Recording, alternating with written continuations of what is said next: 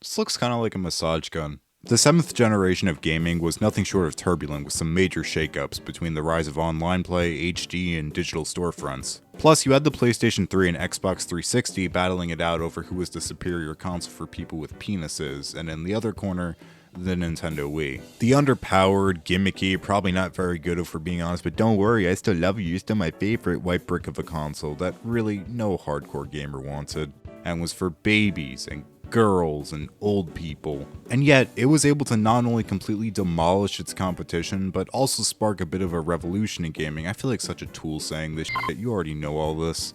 In terms of people playing games, more casual and younger players generally stuck to the Nintendo side of things. Meanwhile, hardcore gamers more often played on the PS2 or Xbox. But a good chunk of people, i.e. the general population, still didn't give a rat's about video games. But bowling said 100 million. The Wii introduced a more casual audience to video games, aided by its unique and easy to understand motion controls. PlayStation and Xbox weren't doing badly this generation, far from it. This was the era in which online gaming really found its footing, especially on those platforms. Death threats had never been so easy, you had to use homing pigeons before that. Still, who wouldn't want a piece of that casual crowd pie? Motion controls are all it takes, huh? We can do that. And so they did. Microsoft made a peripheral more distinct from the Wii Remote for the Xbox 360, the Kinect.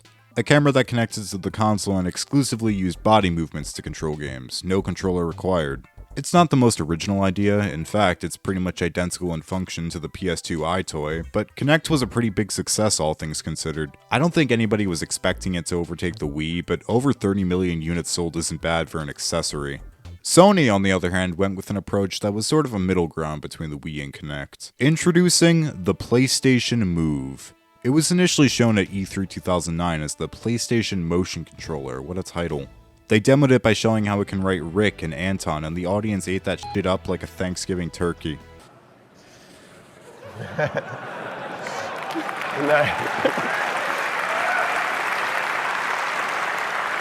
The name PlayStation Motion Controller was obviously tentative, but a few rumored final names were being thrown around following the reveal, including Gem and Arc.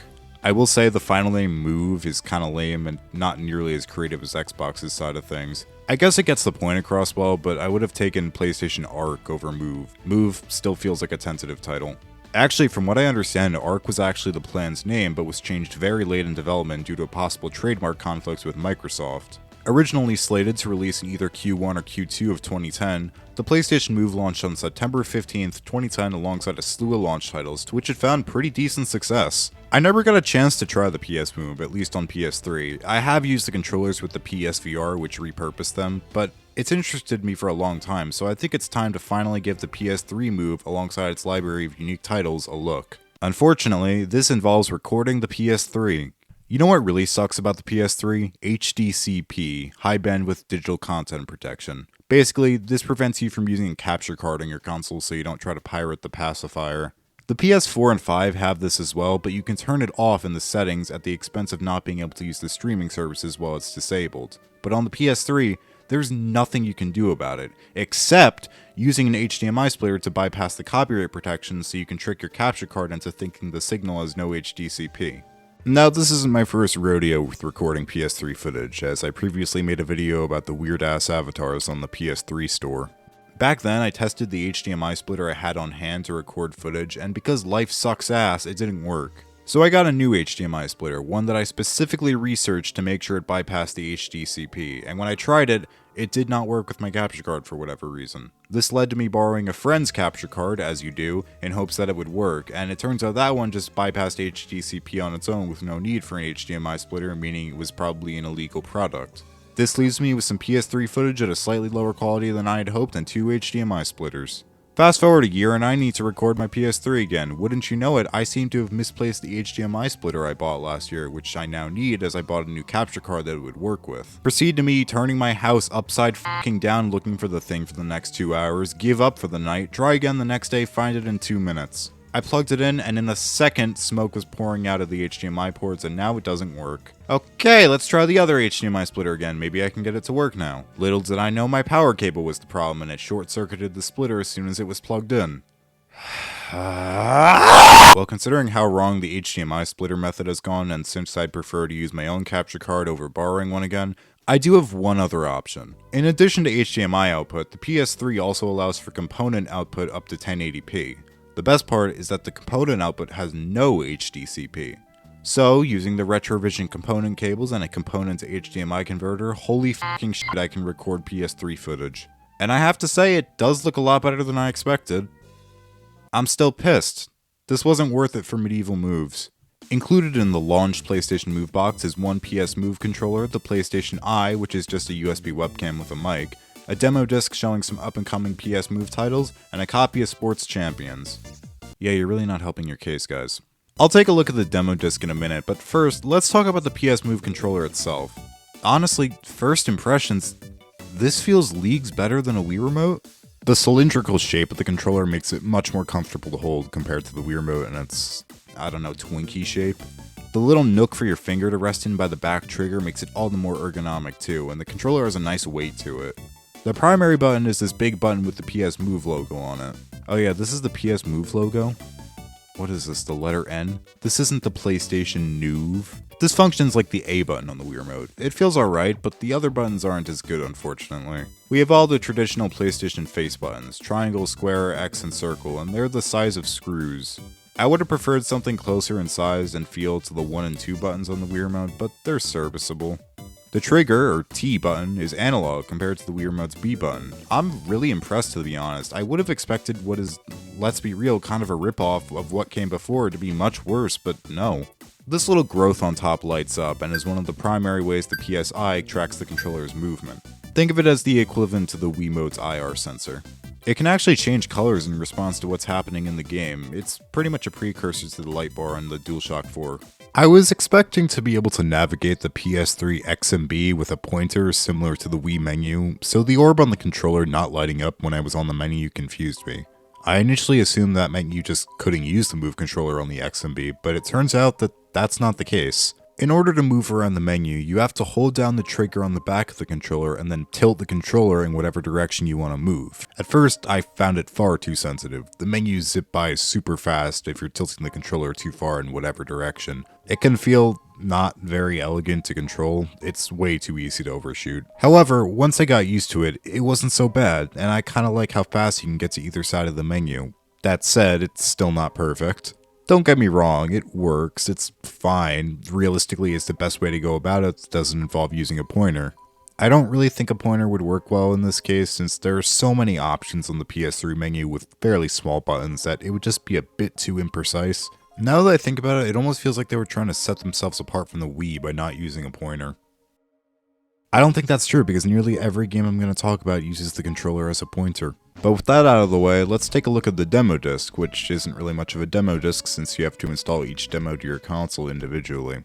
I love demo discs. I have a growing collection of PS2 jam-packed demo discs that I would love to talk about one day. Look at these, they're so cool with their unique menus and dev interviews and earlier builds of games with slight differences compared to the finals. In comparison, this is pretty lame. It doesn't even have a unique menu or anything, it just directs you to download the demos. I'm not gonna act like this doesn't make sense for the time it came out. It makes much more sense than releasing a specifically programmed demo disc with a budget.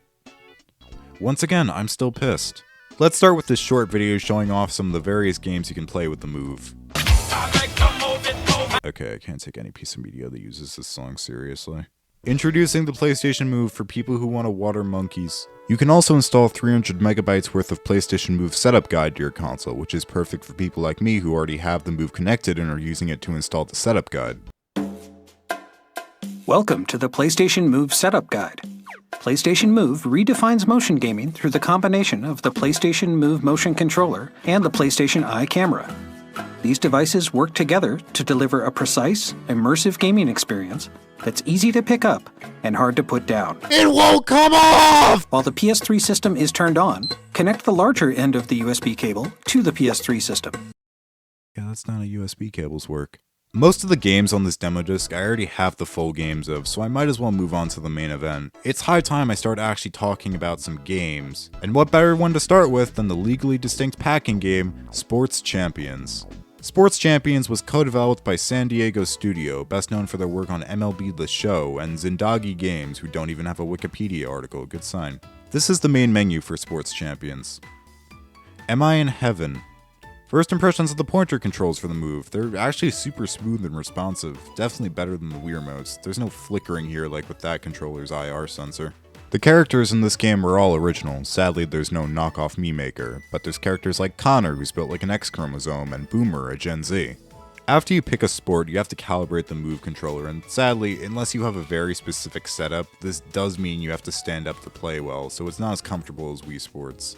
And this applies to most other PS Move games. But after following the example of Kneaded Eraser Man, you can finally get into the sport of your choice. I'll start with my personal favorite, and the one I was most impressed by, disc golf. The controls and physics in this one feel really good, and the scenery is pretty. Honestly, in comparison to Frisbee Golf from Wii Sports Resort, I'd say this is leagues better. The controls feel snappier and more satisfying. I would choose this over that any day. The hole designs are good, and there are 18 of them, so honestly, very few notes here. They did really well with this one. I also like the dramatic reactions when you get a bad score on a hole.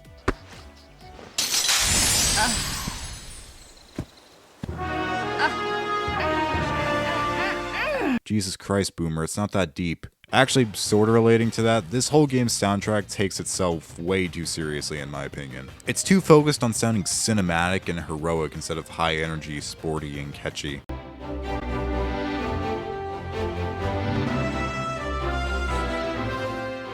Am I playing table tennis or returning from a hostage recovery mission? Speak of the devil, table tennis. This one is alright. The controls are pretty responsive, but I think they might be a bit too realistic for their own good.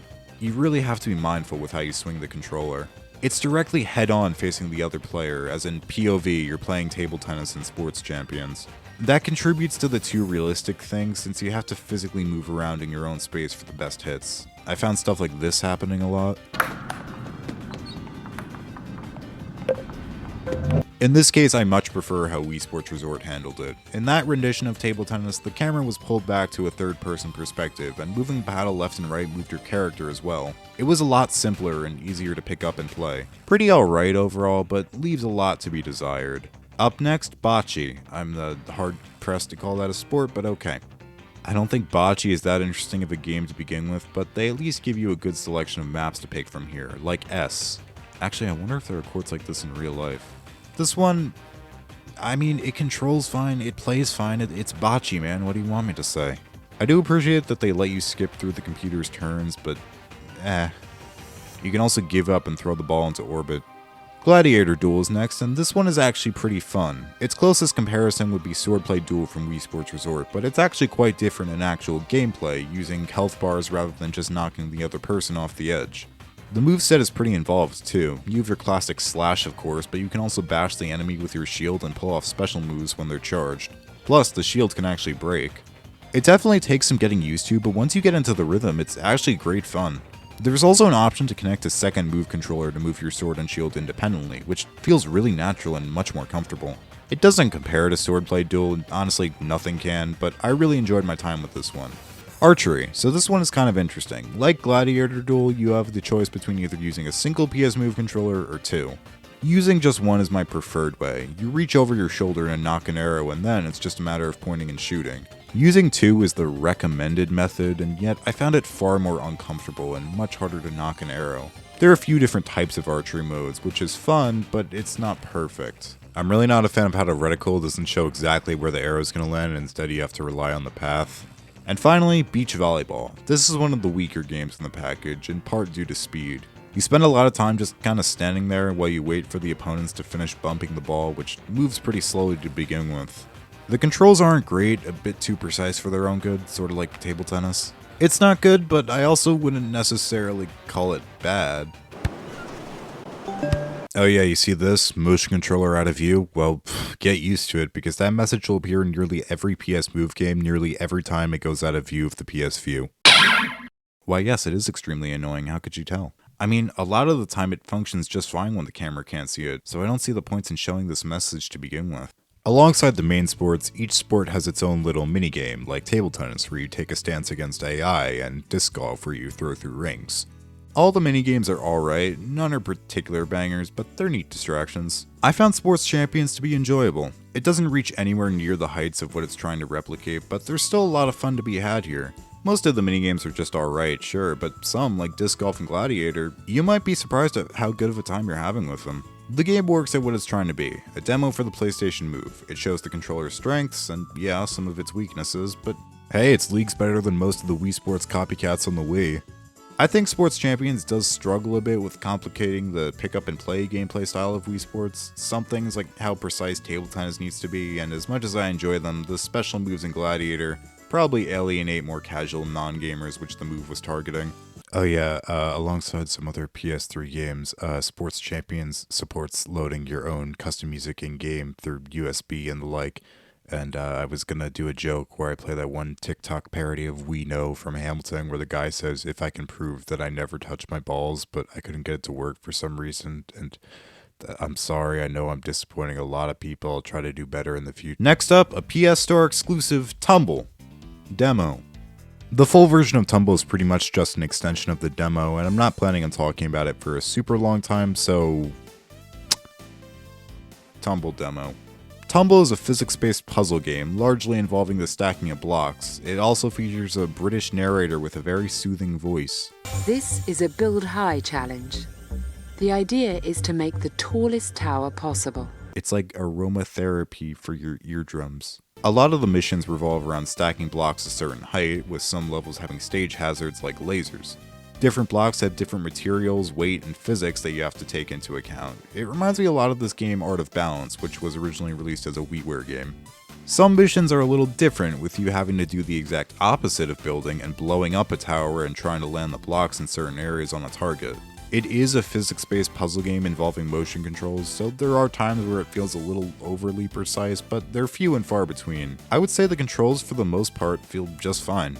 There are also cooperative and competitive multiplayer modes, with modes like stacking a tower as high as possible, so Tumble is great for people who have friends and also for people who have two PS Move controllers.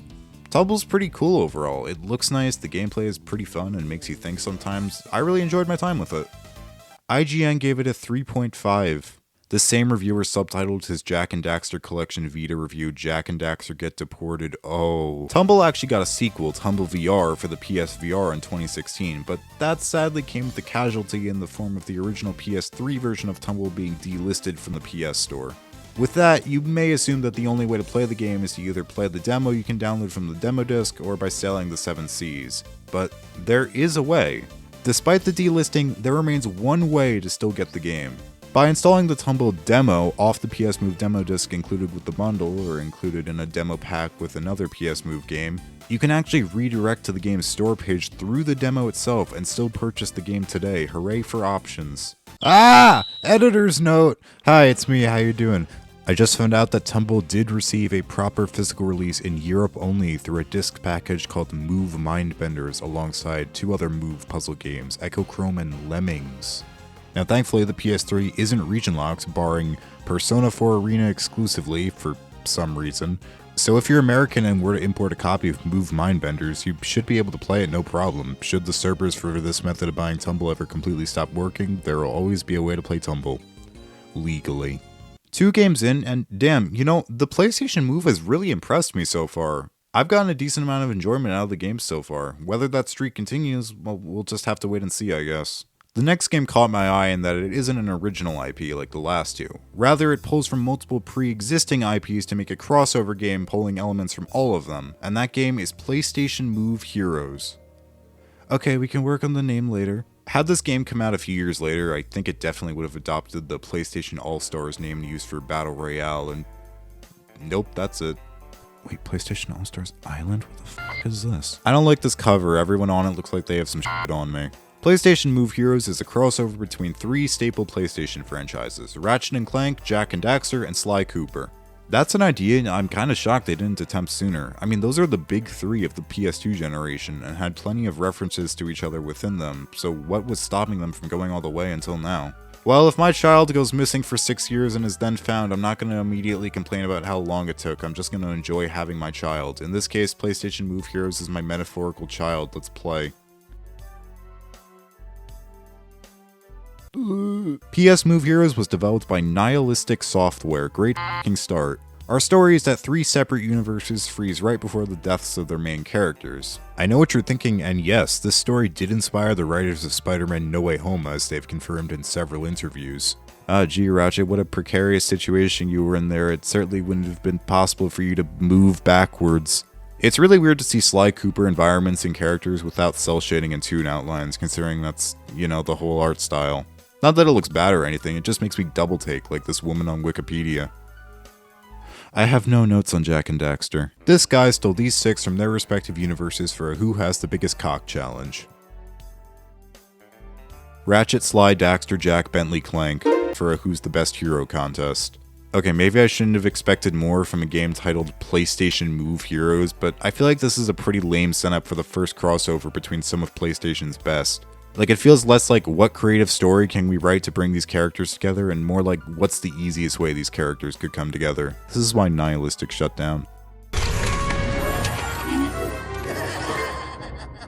They'll never make it. Yeah, they'll never make it. So who do you think the villains are in this story? Who? PS Move Heroes makes use of a companion to the move controller I failed to mention until now, the navigation controller. Obviously, this is the PS Move's answer to the Wii Nunchuck, and much like the main controller, I was surprised to see that as a controller, this once again trumps the Wii side of things. For one, it's wireless, which was a tad annoying with the Nunchuck. Side note, does anyone else hate the feeling of a controller wire touching their skin, or am I just oversensitive? That's already a massive improvement, but it doesn't end there. Instead of the tiny C button that the Nunchuck has, the navigation controller is a proper bumper plus an analog trigger. The analog stick feels much more durable and isn't susceptible to yellowing like the Wii's. It has much more weight than a Nunchuck, which is one of my biggest problems with it, and it has a D-pad and its own PS button. Once again, color me impressed, Sony. It's not often the copycat is genuinely better than the original. There is one drawback, and it's that the nav controller doesn't have motion controls, which I'm honestly okay with, because I imagine they wouldn't work great to begin with, like the Nunchucks. And opting to use a second move controller works fantastic to begin with. Since PS Move Heroes revolves around controlling characters in 3D levels, the navigation controller is naturally used for the movement here. Said levels take place across some of the most iconic fictional locations in PlayStation's repertoire, like Metropolis, Haven City, and Paris, France. The game operates on a mission structure. You pick one of 3 characters, each with their own abilities, and do your thing. And unfortunately, your thing isn't very fun. Sadly, the good game streak ends here because PlayStation Move Heroes is really not that good of a game. The game recycles the same few mission types, none of which are particularly enthralling. I kinda like the one where you control a disc to destroy some cages, but a lot of the other ones really just aren't great.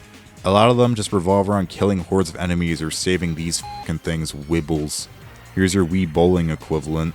The motion controls for this motion control themed game also struggle. I wouldn't call them entirely bad, but they could use a lot of work. They just aren't responsive or accurate enough to make the game feel satisfying to play. A lot of missions involve melee combat, but there's enough of a delay and overall heavy feeling to make it unsatisfying. The gunning sections work well, as we'll later see the PS Move really excels with shooting, but those sections are few and far between. The enemies in these missions throughout all 3 worlds are generic robots, and while I was playing through the first world, Metropolis from Ratchet & Clank, I didn't have an issue with that since robots are one of the main enemies from that series.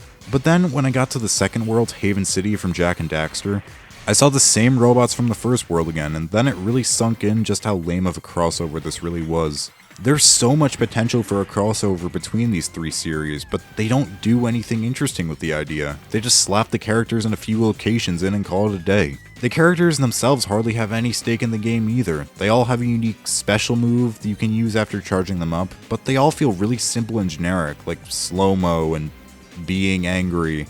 Yes, these are pulling from the source material, but these moves last mere seconds and operate like a regular power-up in any other game. The missions feel sloggy and the gameplay isn't great to begin with. This is an immensely disappointing crossover and it does nothing but piss me off. The Wibbles are allergic to peanut butter. After playing the first few levels of Haven City, I decided to call it a day, but then I found out online that this game has something in store, and I knew I had to press on for just a little longer. And so I did. It took a long time. The same damn missions, time after time. And for what? In case you're wondering, no, it wasn't worth it. Is PlayStation Move Heroes the worst game I've ever played? No. That doesn't make it enjoyable. It is a weak crossover and the gameplay and story are less than superb, but it could have been worse. That's the best thing I can say about this game. I mean, I guess the soundtrack is alright. Check it out on Spotify. That's not a joke. Actually, no. I was really impressed with the CGI cutscenes. They're just pre-rendered videos, nothing in-engine, but they do look really nice, even if I feel like all the character models are a little off somehow. I still think there's potential for a crossover between these three series, as long as they don't have to shoehorn a gimmick like this into it. Specifically, I would hope for a crossover that more so focuses on the characters and their unique attributes rather than just the locations, and the fact that the characters are indeed in the same game. There would be more cutscenes with them interacting, far more frequent than the cutscenes that just play in between worlds here. The locations themselves would go beyond just, they're here, not to mention the story would obviously be far more expansive than just hero contest. And if they were to do a mission structure, fine, but just make more than 4 types, okay? Not that they would do a crossover with these franchises again, since PlayStation pretty much abandoned 2 of them and it brings up one of them once every 5 years and it's for a mobile game, but I'm still gonna hold on to hope for the sake of PlayStation having a game. Oh! In conclusion, this game makes me want to BLT and is a great PSA about male-dominated workplaces. The last 3 games I've talked about are PlayStation Move required games, but that type wasn't the only group that made use of the accessory. Others merely supported it as an additional control option, including Create by EA. This isn't a PS3 exclusive, in fact it came out on every platform including PC, but for the purpose of this video it counts. This is a physics-based puzzle game where you're given a limited amount of objects to complete fairly simple Rube Goldberg-esque puzzles. You have 2 options for control. You can either use the standard PS3 controller and use the stick to move the cursor, or alternatively, you can use the Move controller as a pointer, and I'd say it works pretty well, even though sometimes the pointer feels like it's a little less sensitive than it should be. But the draw of the game isn't completing the challenges, it's actually that you can make your own worlds, challenges, and levels. See, each of the worlds in this game have levels selectable from this sort of hub level, which you can customize to your liking by adding objects, background decorations, particles, etc. You're as opaque as a glass elevator, EA, you just want to make your own little big planet. There's definitely a lot of fun to be had here, even if the actual creation functions are surprisingly limited. You can't modify the terrain of the environments, you're limited to whatever layout the level has, which is kind of disappointing. They really push that you can check out other people's levels, so let's check out what the most popular user-created levels were back in the day.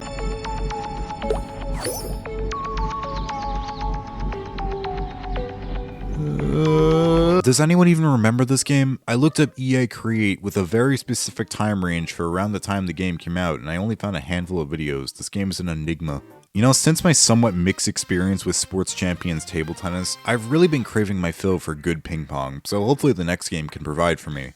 Racquet Sports, I mean, if it's an entire game dedicated to sports where you hit a ball over a net, its iteration of table tennis is bound to be good. Starting off, you're asked to pick a control mode. You aren't told what the differences are until after you pick one, so just pick one. Come on, we're on a tight schedule here. Then you pick which wax figure you want to play as, and I picked Javier because I can make another mispronunciation joke.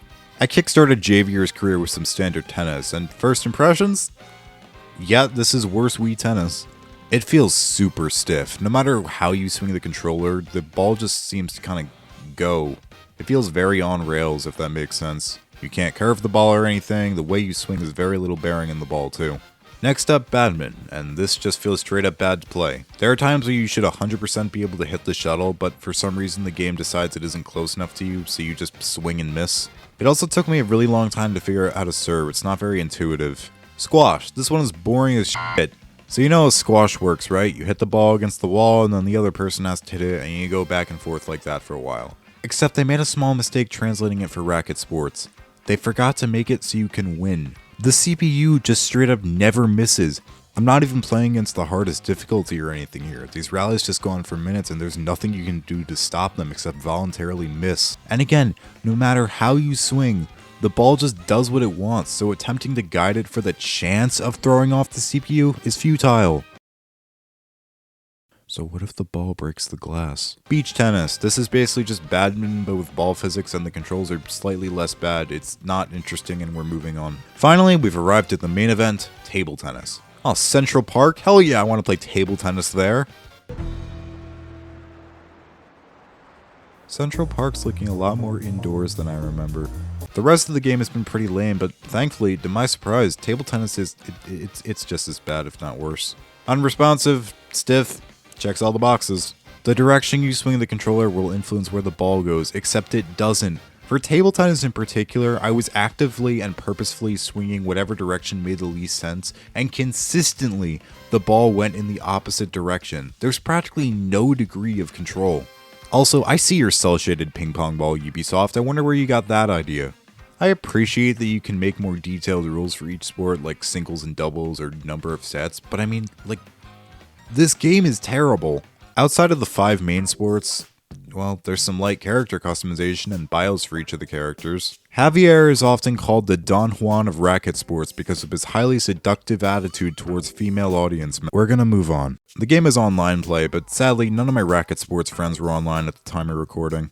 There's party mode where you play short multiplayer rounds with unique spins on the sports, like a slightly more powerful backhand and regular squash, and despite the promise of surprising effects in table tennis, I genuinely could not tell a difference. Finally, there's a training mode where you just have to hit a ball into a certain area, which is very hard to do since it's impossible to control the ball, and for some reason the screen flickers after every shot.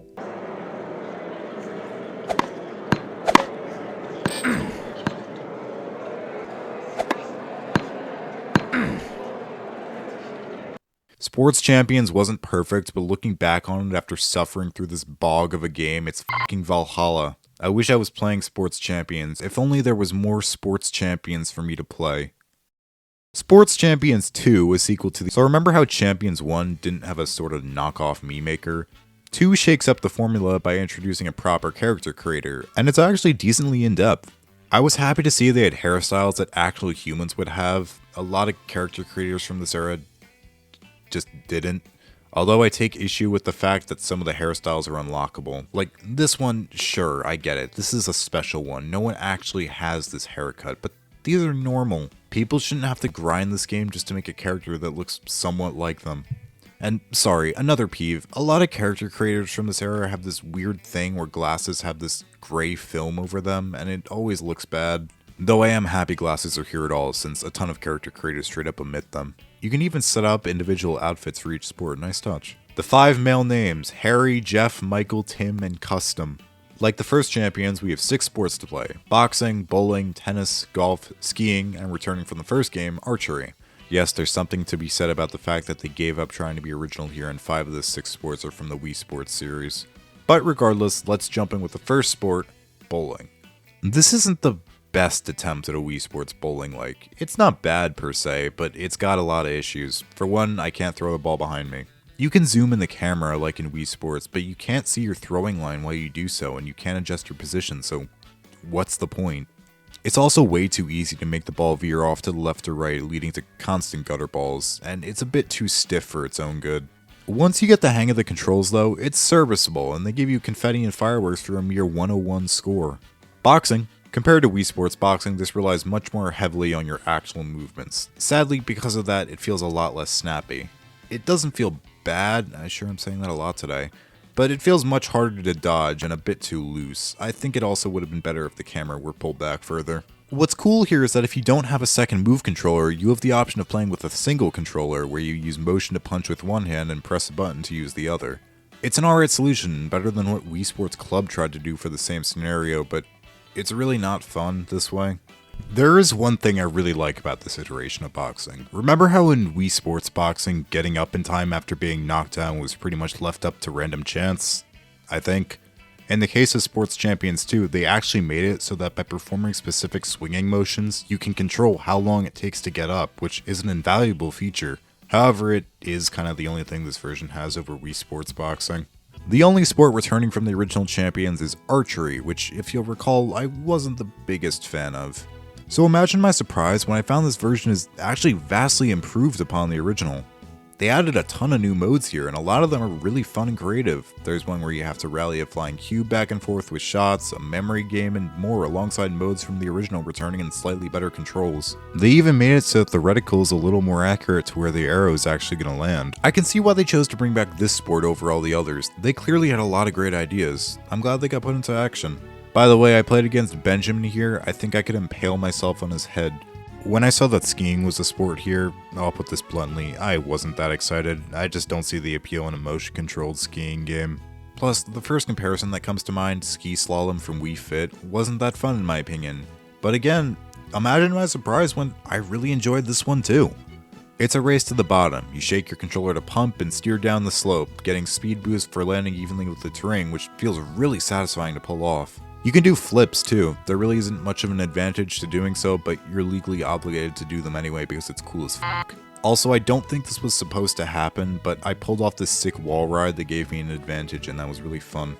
Golf. It's pretty alright. In terms of responsiveness and accuracy, I would say it's between the original Wii Sports iteration of golf and its counterpart in Wii Sports Resort. You don't have too much control over your shot. Like, there's a limited amount of curve you can put on it, and you can't do stuff like apply backspin as far as I know, but it feels good enough. The course designs are alright. It looks pretty nice visually. I don't have too many notes here. And finally, tennis. You have some serious shoes to fill. I was expecting this to be mostly a rehash of Wii Sports Tennis, and once again, Sports Champions 2 surprises me because it really isn't. I vastly prefer Wii Sports Tennis, but I found the slightly different take here pretty enjoyable. It's more of an over-the-shoulder view with an emphasis on timing. The move controller even vibrates slightly when it's the best time to hit the ball. You have more control over your serve too, with you being able to move around a bit beforehand. Plus, you can hit the ball extra hard at the perfect time to hit a super shot, as well as being able to give the ball light taps by just holding out the racket in front of it, which is something you can do in Wii Sports. It's really enjoyable. I was a bit disappointed to see that there weren't any unique training minigames like in the first Champions here, and once again, the soundtrack isn't that memorable, though I was surprised to see that this time around it was composed by David Bergeaud, who you may recognize as the composer of PlayStation Move here. Outside of that and two of the minigames being just okay, I was really impressed with Sports Champions 2. This game really left an impression on me as being genuinely fun. It's not as consistently good as Wii Sports, but I can genuinely see myself coming back to this one in the future. Alright, let's try another game that just supports the PS Move. Wipeout 2. I remember Wipeout. I liked Wipeout. When I was a little kid, I thought that the big red balls outside of Target were a deliberate reference to it. I also remember playing a good amount of Wipeout the game for the Wii. I have 2 copies for good measure. Once again, this is a multi-platform release, though this time including DS and 3DS versions. So there's a reason that when the Wii was in its heyday, most of the influx of platformers on that console stuck to a traditional control scheme. It's because this isn't fun. It doesn't feel good to play. It feels really erratic and unsatisfying. Especially in the air, it feels like you have very little real control. This sweeper tree hugger hopes that the course practices non-violent.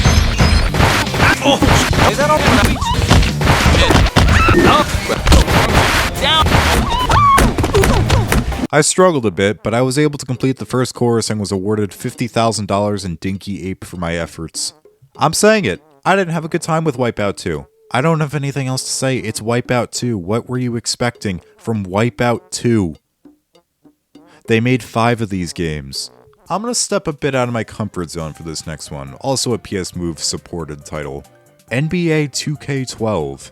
2K11 also supported the PS Move, but we're playing 2K12 because I've said before that I'm not really into major sports games. I don't like mainstream sports to begin with, and the games based off them look really not that fun to me. But since this one supports PS Move, I'm contractually obligated to play it.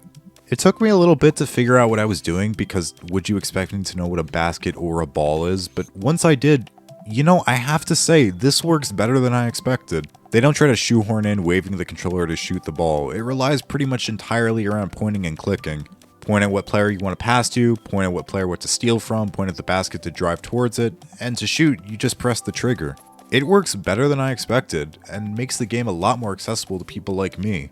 But there is a pretty sizable problem. Remember how for most other Move games, when the PSI can't see the controller, it just puts a little notification in the corner? It's annoying, but alright, fair. But here, the whole game just stops until you bring the controller back into focus, which makes no sense. Imagine if you had to keep the Wii remote pointed at the screen at all times while playing Elebits. It's annoying and completely breaks the pace. Aside from that, it's an alright casual way to play the game. Dare I say, I enjoyed myself.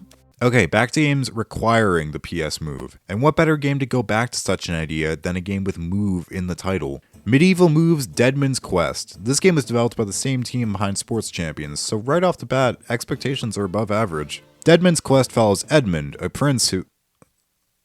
Well, gee, I wonder where this is going. A prince who goes on a quest following an attack on his kingdom by a skeleton with a goatee, and sadly no, they don't explain how that works. He wants to steal some precious stone, and after Edmund tries to protect it, he pelts Edmund out a fucking window, which gave Edmund so many cuts all of his skin fell off. The gameplay of Deadmund's quest centers around on-rails combat. The entire town's been turned into skeletons, so of course we must slaughter the lot of them, leave no survivors. There are 3 types of combat, each of which you can switch between on the fly. Archery, sword fighting, and throwing stars. Yeah, you're not slick, Zindagi. This game very clearly repurposes the code for 3 of the sports from Champions, which means they work well, but also means this is nothing new. Plus, they kinda made sword fighting worse since they removed any of the fun special moves or shield bashing. Frankly, because of that, the gameplay feels incredibly shallow and repetitive. You will fight the same skeletons over and over and over and over and over and over and over again. It's cool for a couple of minutes, and then you start to realize nothing new is happening. I'm not against games where you do the same thing again and again, but if I'm gonna play a game where that's the case, the game needs to be fun and replayable to begin with. Even on max difficulty, which I wasn't gonna pick until I saw you unlock Sous Chef as a playable character for completing the campaign on it, this game is incredibly easy. Why are all these skeletons attacking me anyways? I'm a skeleton too, what did they have to gain from this? The repetition isn't helped by the fact that these levels just go on and on. The first level goes on for nearly 30 minutes,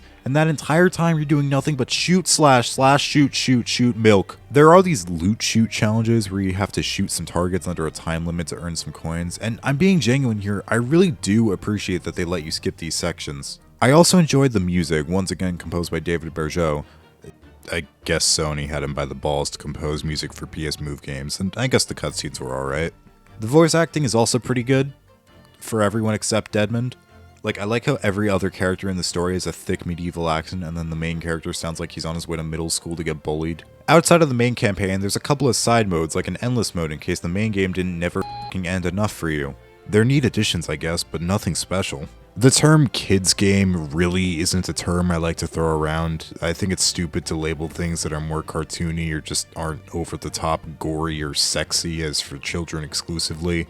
That being said, Medieval Moves feels like a kid's game, in part due to the main character himself being a kid with a modern-y voice, in part due to the repetitive gameplay that I can really only see younger players getting behind. But I guess it can't be for too young of an audience considering what the ESRB thinks. Deadmund's Quest is a competently put together game, but it also feels really lazy. Again, most of the gameplay elements are just reused from a game which came out a year before. Those elements are good, but not good enough to sustain the game's levels when they're so incredibly long. Alright, I'm giving the idea that a game with Move in the title could be good one more chance, this time with PlayStation Move Ape Escape. They got the whole product's name in there and must be good. Also, I'm just playing the demo because fuck you. I played Ape Escape once. It was pretty fun, and from that experience, I'm an expert on the subject. Out of all the games I expected to start with a fully animated anime cutscene, this was a close second to the bottom of the list, right above Tumble. The original Ape Escape is a lot of fun, moving around in a full 3D space, using unique twin-stick controls to collect all types of monkeys. PS Move Ape Escape isn't that. This is another on-rails game, and it's not fun. The controls here just don't feel good. Swinging the controller to collect monkeys just doesn't feel satisfying, and for some reason to turn the camera you have to use the X and circle buttons. The humble PlayStation Move navigation controller with an analog stick. They clearly didn't have the budget to do a traditional Ape Escape game, or at the very least the confidence to adapt one to the PS Move. I would say it's an admirable attempt, but I don't like this game, so I'm not going to. What, are you gonna discount my criticisms because I only played the demo? Is the PlayStation Move Ape Escape fandom gonna come after me? I don't think so. Kung Fu Rider, another launch title. I was surprised to see that this was actually a straight up first party game. It reeks of not that. So remind me again? Why is the Mafia trying to get us? Just getting right into it, huh? Kung Fu Rider involves downhill levels through the streets of Hong Kong where you control either Toby or Timu Chun-Li on an office chair, vacuum cleaner, or some similar wheeled object. The Kung Fu elements come into play as you pull off attacks on Triad members by either pressing the move button or holding down triangle or square and shaking the controller. This is the greatest game of all time. You shake the controller up and down to pump, thrust forward for a burst of speed, flick up to jump, and you can even grind on rails Tony Hawk style. The controls are definitely on the unresponsive side, particularly with jumping, and turning is most often not sharp enough. But you know what? I don't fucking care. I'm gonna say it. I love this game. It's so out there and random, it has stupid ragdoll physics, and once you get used to the controls, you can pull off some slick moves. Kung Fu Rider also has a surprisingly kick-ass soundtrack. It's really funky. I was not expecting to groove with it the amount I did. This game was panned when it came out, and like, Okay, I would expect nothing less from the outlet that gave Kirby Air Riders a 4 out of 10, but I mean, everyone dislikes this game. Actually playing the game, I don't really see why the universal distaste was justified. Sure, the controls aren't very good, but I would argue there's still a lot of fun to be had in the game, in both its humor, soundtrack, and again, if you can figure out the controls, it can be surprisingly fun. I have to wonder if the negative reception is a byproduct of when the game came out. By 2010, I think people were already pretty tired of motion controls from the Wii, and even though this was a launch game for the Move, it really didn't help. So having very imperfect motion controls probably just made that worse. This game's rated E10+. I genuinely enjoyed this game. It's super short, so I might go back and finish it eventually. I'm pretty sure I got at least halfway through it. I like it both ironically and unironically. This game is a sight to behold. Game critics, I'm sorry, I think you just hate fun. Okay, last couple of games here. What do we got? The Shoot. Fuck it. The Shoot, as its name implies, is an on-rails light gun game, except unlike the last on-rails game, this one is actually good. The base gameplay is what you would expect for a game of this caliber. See what I did there? What the fuck? Shoot as many things on screen as possible without missing to build up a combo score. What's unique here is the theme. You're not shooting people, aliens, or robots, you're shooting wooden cutouts because the levels in this game are all movie sets, a western, alien invasion, etc. That is a super fun idea, and they go pretty far with making it clear that these are artificial sets and not real. Sometimes you can even see outside of the set and into the studio itself. Your health bar goes with the theme too, with it being the director. I like his animations showing his current mood. But a good theme alone can't make a game. How's the gameplay itself? For the most part, it's really good. I think this is a great demo of how accurate the PS Move can be when used as a pointer compared to the Wii Remote, and how useful it is for games like this. Keyword, for the most part, there is a part of the control scheme I'm really not a fan of. Gimmicks. So, you have a few special powers you can pick up and use to your advantage, like Rapid Fire that protects your combo and Slow-Mo. And you have to do specific actions to activate them. I don't mind some of them, doing things like pointing at the ground and shooting, but others, like Showtime, require you to physically spin 360 degrees in place. And yeah, you supposedly have the option of twirling the controller like a lasso to activate it, but I could barely get that to work. I don't understand why they couldn't have just mapped these powers to some of the many buttons on the controller. I'm also not a fan of these parts where you have to move the controller to dodge projectiles because I'm lazy and I don't want to do that. The game also has an uncapped frame rate and suffers some pretty major performance issues, dropping frames if there's too many explosions or something. It creates some serious whiplash when the menu runs at 60 FPS and the main game runs at half that. But despite my gripes with some of the gimmicky stuff, I still enjoyed my time with The Shoot. The Shoot is the shit. Jesus Christ, who's doing that? I'm starting to get tired here. Please let the next game be something easy. PlayStation Move Fitness? I said I was done with games with Move in the title. You guys really aren't beating the copied homework allegations. PlayStation Move Fitness, known internationally as just Move Fitness, which is like naming this game Music, initially released in 2012 but didn't hit North America until 2013 as a digital-only release. I'm kinda surprised they even bothered with the North American release, considering by 2013 this type of game was really out of fashion. The way the download for this game works is really strange. The demo for the game is actually the full 2.4GB game, but to unlock all of it you have to purchase the unlock, which is only like 2,000 kilobytes. I think other digital PS3 games might work this way as well, but it just seems like really poor storage management if you only want the demo. Unlike Wii Fit, we don't have a scale peripheral, so we have to put in things like weight manually, which is good since Wii Fit had a hard weight limit of 330 pounds, and here I can be 441 pounds no problem. The exercises in PS Move Fitness are focused on training specific muscles, and similar exercises are grouped together into workout sessions. You can change the time each session lasts. I decided to give the strong shoulders session a shot, and you know what? Credit where credit's due, I genuinely got a decent workout. Probably better than I would have with most of Wii Fit. The exercises aren't really gamey like Wii Fit. Sadly, we don't get Balance Bubble HD yet. That's not to say there aren't real-life impossible ones, but they're far more grounded, like stuff you might do at an actual gym. It's far harder to cheese this compared to Wii Fit. You need to be extending your arms all the way up like you're at a rave. You can't just point the controller upwards. Unfortunately, the high degree of physical movement required means that this game requires a very specific setup. They practically expect you to have 20-foot high ceilings and no furniture. As you might assume, I lack such luxury. Because of that, for things like the basketball minigame, there will be times where I'll lean down to pick up the ball, and the controllers will stop responding reliably because the camera can't see the controller. I also couldn't even reach the hoop shooting the normal way since I would hit my ceiling. I had to resort to throwing underhand. Others like jumping jacks are physically impossible for me to get points on. I am reaching as high as my ceiling is, I literally just cannot reach the top targets. A lot of the ones that require you to reach downwards just don't work properly. The game will constantly tell you to keep the motion controller in view, all while your virtual hands cease to function and your trainer's all, yeah, get moving, come on, you're not scoring any points, get off your ass. And it's like, bitch, I'm trying, blame this stupid ass camera. It's a shining example of how when the PSI can see the light orbs, it results in some really fantastic motion controls, but when they go slightly out of view, yeah. This game also does annoy me a bit with it clearly trying to make it look like it has more content than it actually does by separating every little variation of each activity on the menu. But there were some pretty good minigames here. I particularly enjoyed this sword one, and the boxing exercises weren't half bad either. And hey, again, I genuinely worked up a sweat and had to catch my breath by the time I was done. It's probably better if you do have a void for a living room, but otherwise, it's hard to fairly judge the exercises that need a high field of view. But the game is still alright overall, and even if I wasn't satisfied with how I physically felt afterwards, the fact I apparently burnt the 10th most calories in the world playing basketball would do the trick. Well, it's been a roller coaster of an hour. I've played some good games, some bad ones, and a lot of mediocre ones. Sadly, all mediocre things must eventually come to an end. But I have one more game up my sleeve.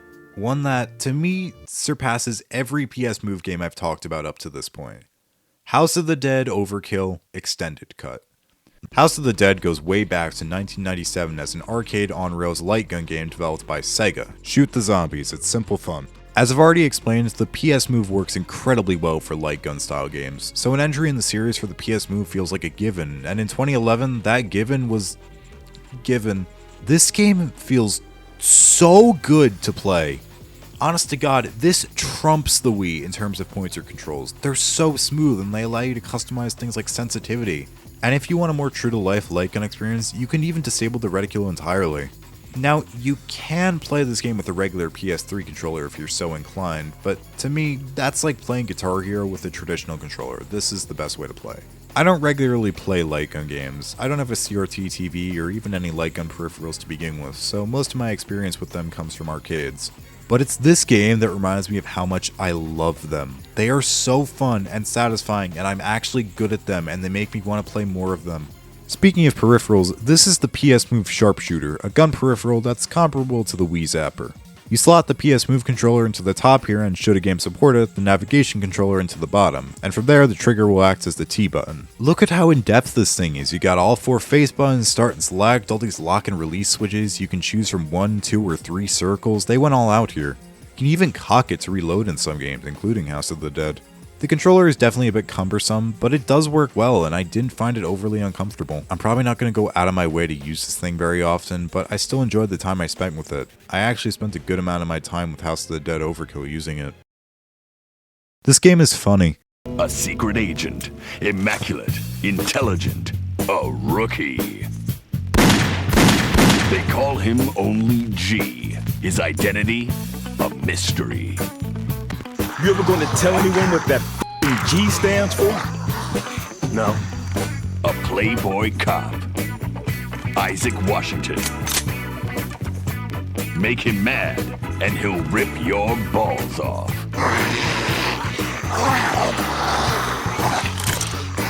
I'm gonna rip your motherfucking balls off! You could say that the humor is juvenile, and it's trying way too hard to be as edgy as possible, and some of the writing is overkill.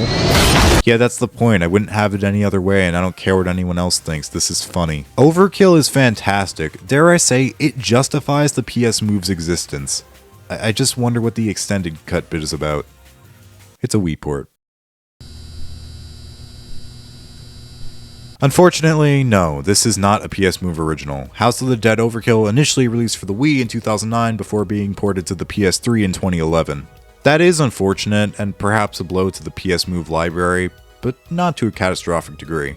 This is hands down the best way to play this game. Obviously it has some additional content not in the original release, but in addition, the controls are better, it's higher resolution, and runs a bit better thanks to the far better hardware. If I have any critique for this game, it's that in some scenes you can tell it's a port of a Wii game, but even then I still think the game looks pretty good for when it came out. Papa Caesar, you better pray those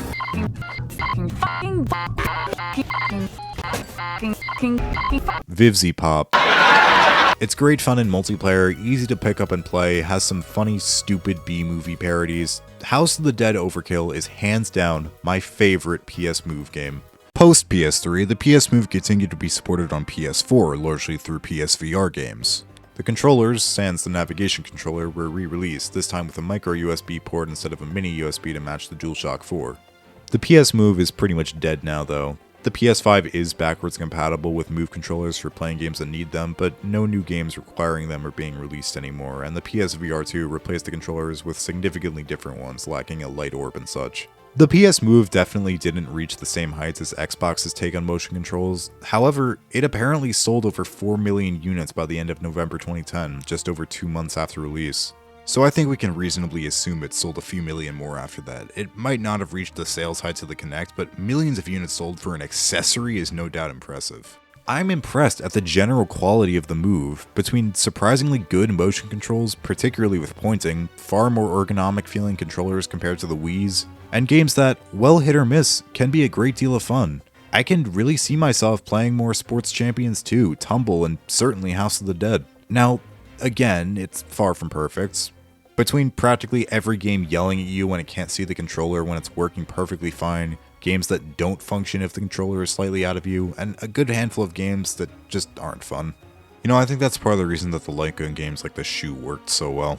They don't expect you to be physically moving around a lot, and as a result the cursor stays on screen nearly the entire time and the motion controls are pretty seamless. Also, this might just be due to age, but I found the battery life of these things to be far too short. I really dislike that the PS3 doesn't charge controllers while it's off. I don't know if that's because of some technical limitation or deliberate choice by Sony, but it still annoys me. Why do I call the PlayStation Move uniquely unoriginal? Simple. It's unoriginal in that, yeah, this was obviously made to capitalize on the Wii's high success. This wasn't born out of some grand new idea. But it's uniquely unoriginal in that, despite being, as I said before, what could be seen as kind of a ripoff, in a lot of ways, it outdoes what it's trying to replicate. The Move controller, when used right, is a better Wii remote. The navigation controller is a better nunchuck. I'm still a Wii fan for life because I'm a big nerd, but I am really impressed. The PlayStation Move is good. I had a pretty good time today, between good games and laughably bad ones. I would say... Hold on, what the hell is that? Is that... It? Oh. The PlayStation Move Ape Escape fandom is here.